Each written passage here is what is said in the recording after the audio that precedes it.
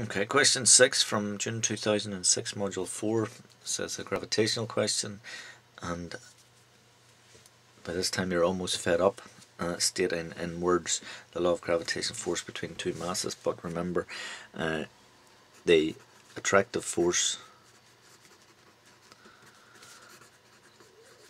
between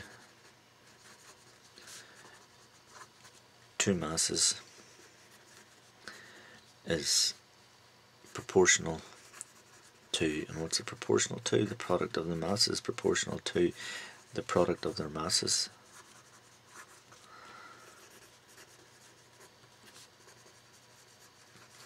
And inversely proportional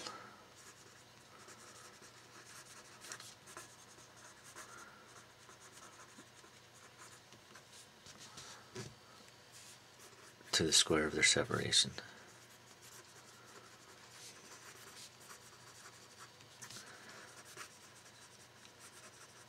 So it's an attractive force between two masses proportional to the product of their masses, inversely proportional to the square of their separation. And that's your attractive force for a mark. Masses proportional, product of the masses proportional for a mark, and inversely proportional to the square of their separation.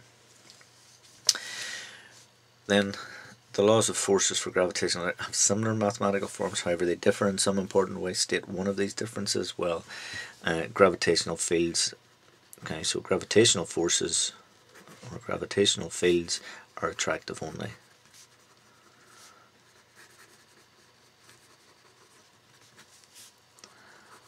Whereas electric fields can be attractive or repulsive. So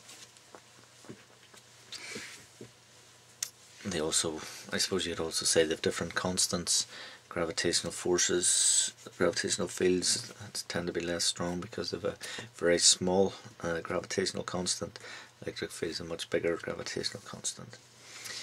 Right, gravitational force has an important role in explaining the orbits of planets and satellites. What is this role? Well, the gravitational force provides the centripetal force. So the gravitational force provides the centripetal force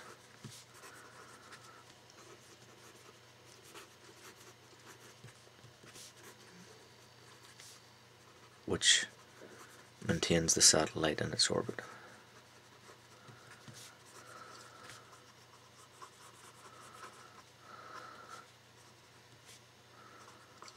Right, so gravitational force provides the centripetal force which maintains the satellite in orbit.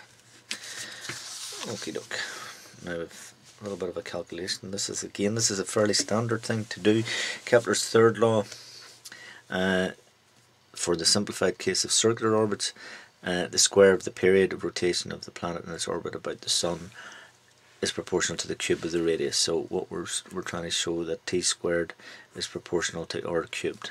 And again, this is a fairly standard type of derivation. We start from gmm over r squared is equal to m r omega squared, and t equals 2 pi over omega.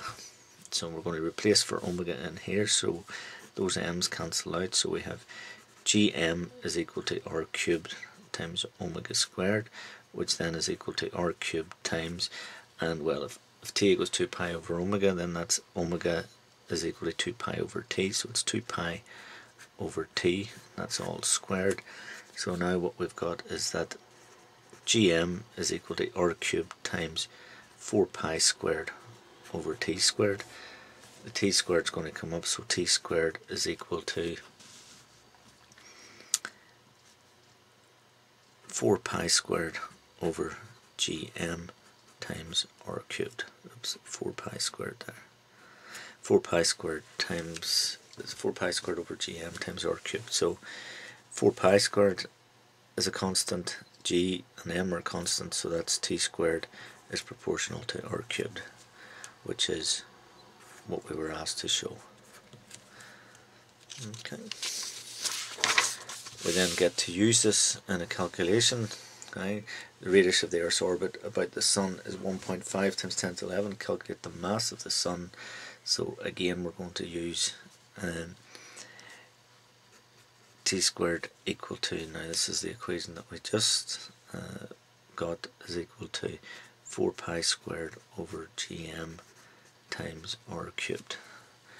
There's the radius, so that's the radius, we're going to put that in, and then we're trying to calculate the mass of the Sun.